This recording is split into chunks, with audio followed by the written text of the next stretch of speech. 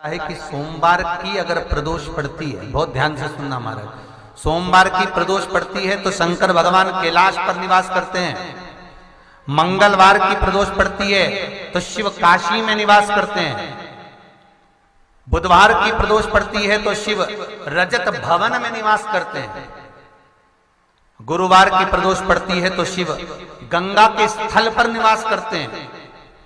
शुक्रवार की अगर प्रदोष पड़ती है तो शिव नीलकंठ पर विराजमान होते हैं।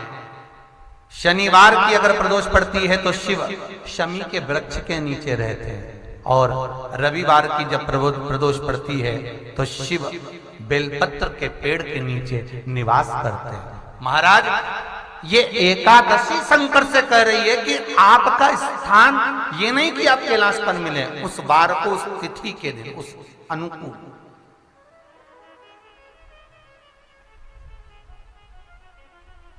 हमारे यहां कहते हैं सोमवार की जो प्रदोष पड़ती है वो इच्छा पूर्ति करती है। मंगलवार की प्रदोष रोग से मुक्ति देती है। बुधवार की प्रदोष कामना की पूर्ति करती है। गुरुवार की प्रदोष शत्रुओं का नाश करती है। शुक्रवार की प्रदोष सुख और शांति देती है। शनिवार की प्रदोष संतान का सुख देती है। और रविवार की प्रदोष जो काम दुनिया में कोई नहीं कर सकता वो अचूक फल की प्राप्ति रविवार की प्रदोष करा देती है। महाराज, ऐसी प्रदोषों का नियम वर्णन किया चाहिए। भगवान कहते ठीक है, तू थोड़ी देर खड़ी हो। एकादशी सम्मुख खड़ी हुई।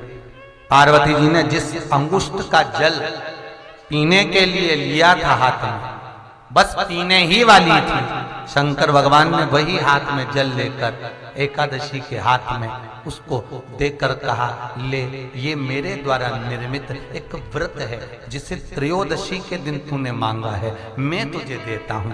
आज इस व्रत का फल मैं तुझे प्रदान करता हूं। अब तू जिस जीवात्मा को लेकर जाएगी उसका पाप प्रबल नहीं होगा।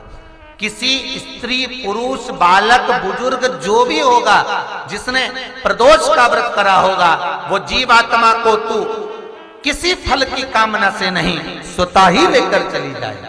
उसमें कोई कामना नहीं है। बन सके जीवन में 11 प्रदोष या 26 प्रदोष करने के बाद आप उसका उद्यापन कर विराम भी दे सकते।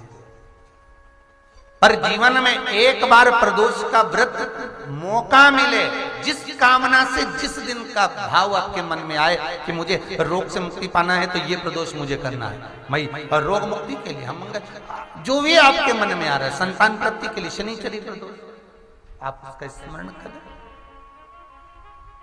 फिर लिखा शिव महापुराण में, बड़ा सुंदर लिखा वेदव्यास जी ने, मान लो आप प्रदोष का व्रत नहीं कर सकते, आप अगर व्रत नहीं कर सकते तो प्रदोष के दिन, प्रदोष काल में शाम का समय, सूर्यास्त का कुछ पल, कुछ घड़ी के पहले से लेकर बाद तक का प्रदोष काल के अंतर्गत आप शंकर जी के मंदिर में जाकर 1 लोटा पानी, 5 बेलपत्र भी अगर समर्पित करते हैं तो संपूर्ण प्रदोष का फल आपके भाग्य में प्रबल हो जाए। शिव महापुराण में इसका, ये मेरे महादेव की वो त्रयोदशी है। इस त्रयोदशी पर आज सोम प्रदोष भी है। इस त्रयोदशी का मतलब अगर संसार के लोगों को मालूम पड़ जाए, ये केवल साल भर में एक बार आती है। महाराज, वर्ष में केवल एक बार मार्गशीर्ष मास के शुक्ल पक्ष की जो त्रयोदशी होती है, इसको अनंग त्रयोदशी कहते हैं।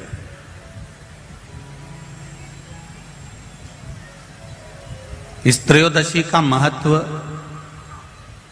जिसके परिवार में पति पत्नी का झगड़ा होता हो, जहां अदालत तक बात पहुंच गई हो, या बेटियां मायके रह रही हो, पति कहीं दूसरी जगह रह रहा हो, या किसी पति का या पत्नी का स्मरण कहीं दूसरी जगह हो, इस अनंग त्रयोदशी का मात्र स्मरण, इस अनंग त्रयोदशी का मात्र पूजन, पूरे साल भर में आप शंकर भगवान की आराधना करते हो, पर इस अनंग त्रयोदशी की आराधना का फल ही दूसरा है, इसका महत्व ही दूसरा है।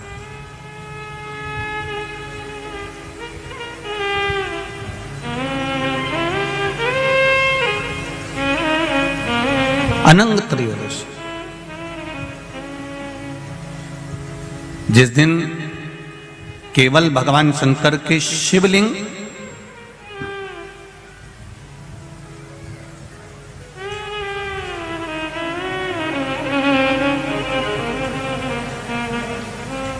जैसे ये जलाधारी है माता पार्वती जी का हस्तकमल, ये शिवलिंग रखा हुआ है। ये जलाधारी में से पानी बहने का स्थान, बीच में मोटी सी लाइन जहां अशोक सुंदरी विराज रही है, राइट में गणेश जी, लेफ्ट में कार्तिकेय जी, और गोल जो भाग है वो माता जी का हस्तकमल है। और ये जो शिवलिंग रखा हुआ है ये शिव का स्वरूप है। जहां पर भगवान शंकर का शिवलिंग रखा हुआ है उस स्थान पर आज अनंग त्रयोदशी के दिन मात्र जिस पति पत्नी का आपस में बैर चल रहा हो, अदालत में झगड़ा चल रहा हो, विवाद चल रहा हो, आपस में प्रेम समाप्त हो गया हो, एक दूसरे का सम्मान करना भूल गए हो, बात बात में झगड़ा करते हो, जरा जरा सी बात में मन मोटाव हो जाता हो, वो केवल एक कच्चे दूध की मात्र उंगली को भिंगाकर अगर जहां शिवलिंग रखा हुआ है वहां पर केवल कामदेव रति शिव और पार्वती का नाम लेकर मात्र उस कच्चे दूध की मात्र उंगली ही फेर देते हैं तो उन पति पत्नी का जिंदगी में कभी विवाद नहीं हो सकता और कभी गलत मार्ग पर वो जा नहीं सकते। ये अनंग त्रयोदशी की महत्वता है, आज की महत्वता।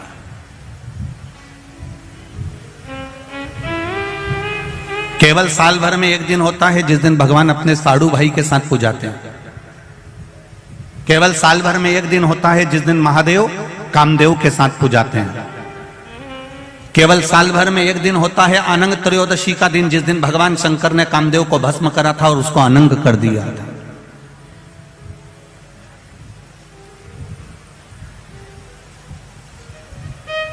और आज पूरे राष्ट्रवासियों को तो बड़ा प्रसन्नता का विषय है कि आपको अनंग त्रयोदशी के साथ में आज सोम प्रदोष का भी आनंद प्राप्त हुआ है।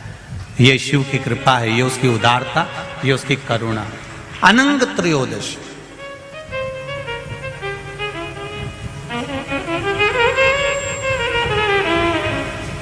अनंग त्रयोदशी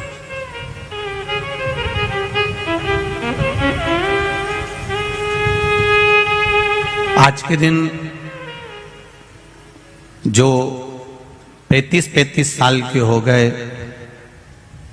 30 साल से ऊपर के हो गए, 42 साल के हो गए और जिनका विवाह नहीं हुआ है वो बेलपत्री की मध्य पत्ती पर केवल कच्चा दूध लगाकर ही भगवान शंकर को समर्पित कर देते हैं तो अगली जो अनंग त्रयोदशी आती है उससे पहले उसका मंगल विवाह हो जाता है। इतना महत्व है अनंग त्रयोदशी। कई लोग सर्च कर रहे हैं, प्रदोष का व्रत है, प्रदोष के व्रत में आज मान लो मंगलवार का प्रदोष है, मान लो सोमवार का प्रदोष है, मान लो गुरुवार का प्रदोष है, तो प्रदोष में मैं क्या खाऊं, आज के व्रत में क्या खाया जाए। लोग नेट पर सर्च करते हैं, लोग गूगल पर सर्च करते हैं, किताबों में ढूंढते हैं, पोथी पुराणों में ढूंढते हैं क्या खाया जाए।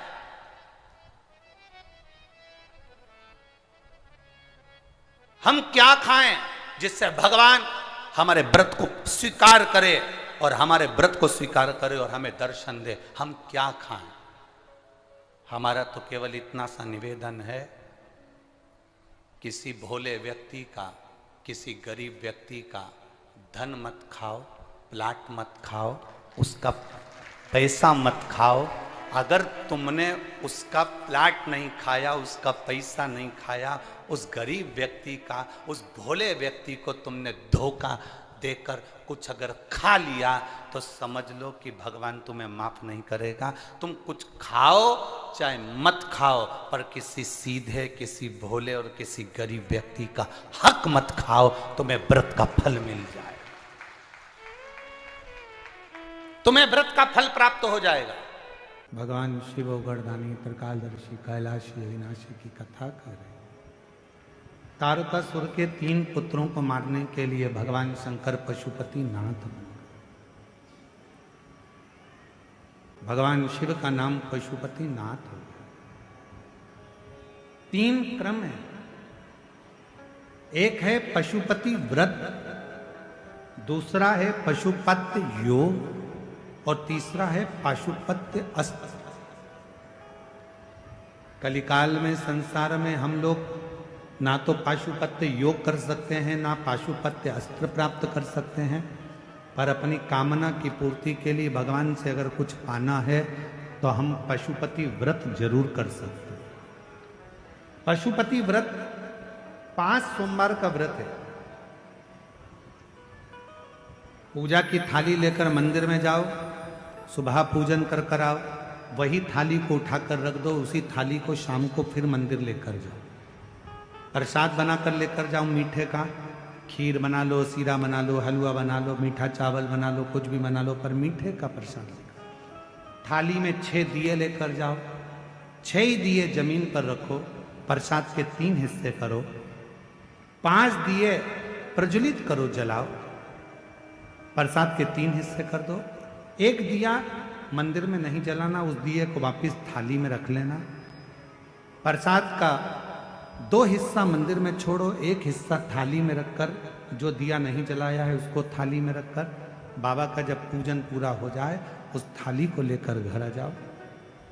घर पर अंदर प्रवेश करने से पहले, घर के अंदर जाने से पहले सीधे हाथ की ओर घर में बाहर बैठ जाओ।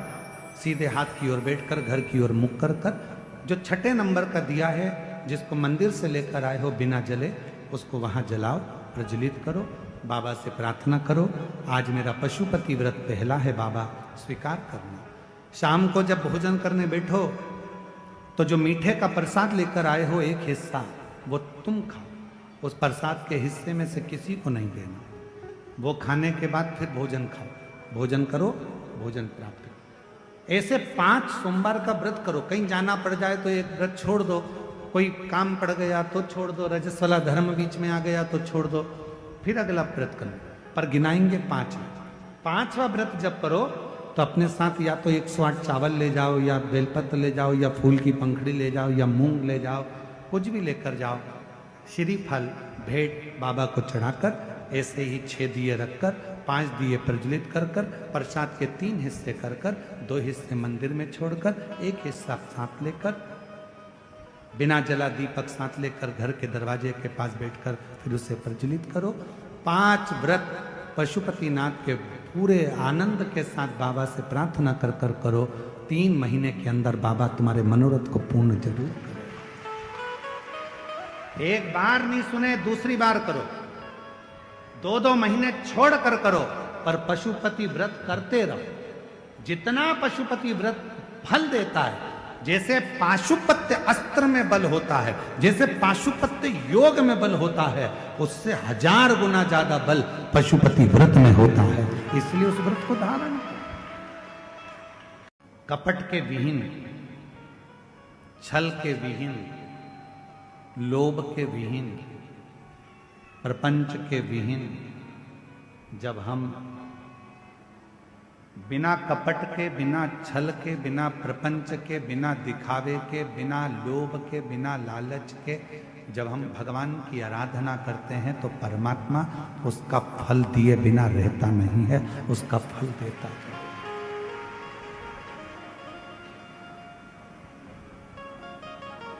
जैसे प्यार और उधार 2 चीजें हैं। जम के बोलो, क्या क्या? जम के बोलो। पहले नंबर पर प्यार और दूसरे नंबर पर उधार। बोलो जम के, क्या क्या चीज? आवाज नहीं आई, जम के बोलो। प्यार और उधार, ये हर किसी को नहीं दिया जाता।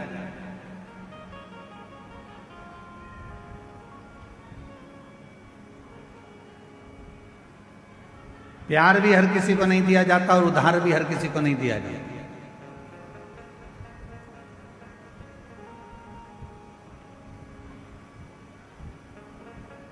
कोई बंठन के तुम्हारे सामने आ गया, अपना नाम चेंज कर कर आ गया, था कुछ नाम, रख लिया दूसरा नाम, देख लिया उसने कि यह बड़ी धर्मात्मा है, बस इसी के धर्म को तोड़ना है, और अपना रूप बदल लिया उसने। थोड़े समय के लिए माथे पर उसने तिलक भी लगा लिया, थोड़े समय के लिए उसने हाथ में माला भी पहन ली, और थोड़े समय के लिए उसने तुमको 25-50 रुपए का पेट्रोल डलवा कर तुम्हें घुमा भी लाया, 20 रुपए की चाउमीन भी खिला दी।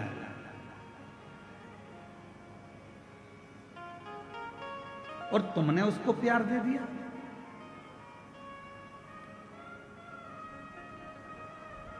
प्यार और उधार हर किसी को नहीं दिया जाता। आप में से कितने लोग हैं कि रायपुर से कोई व्यक्ति तुम्हारे पास में आया और तुमने कहा भैया जरा मुझे 5 लाख की जरूरत है, दे देना, जरा दे दोगे क्या?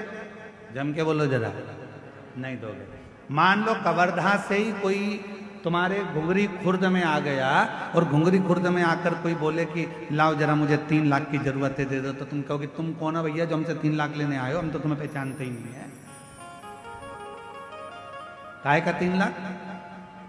और तुम घुंगरी खुर्द के ग्रामवासी अगर पहुंच जाएं बिलासपुर, और बिलासपुर में जाकर किसी से कहें भैया ए भैया मुझको 2 लाख रुपए की जरूरत है, दे दो, कोई उधार देगा? जम के बोलो जरा। उधार किसको दिया जाता है? जिसको तुम अच्छे से पहचान जाते हो, जिसको तुम अच्छे से जान जाते हो, जिसको तुमने कई सालों से उसको जान रहे हो, तो तुम उसको उधार दे सकते हो।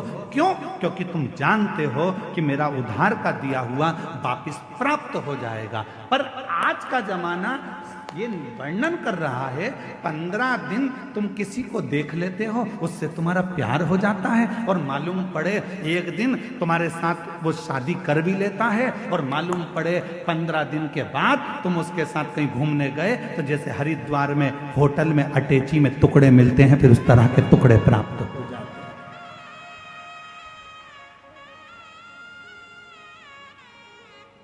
उधार देने से पहले हमने देखा कि कितना समय पुराना है, कौन है, हम इसको इतने साल से जानते हैं, हम इतने साल से पहचानते हैं, तब हमने उसको उधार दिया कि हमारा उधार प्राप्त हो जाएगा। उधार भी 50 बार सोच कर दिया जाता है, और प्यार भी 50 बार सोच कर दिया जाता है।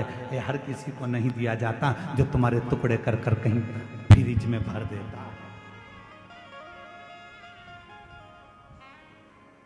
हर किसी के लिए उधार भी नहीं है, हर किसी के लिए प्यार भी। सोचिए, विचारिए।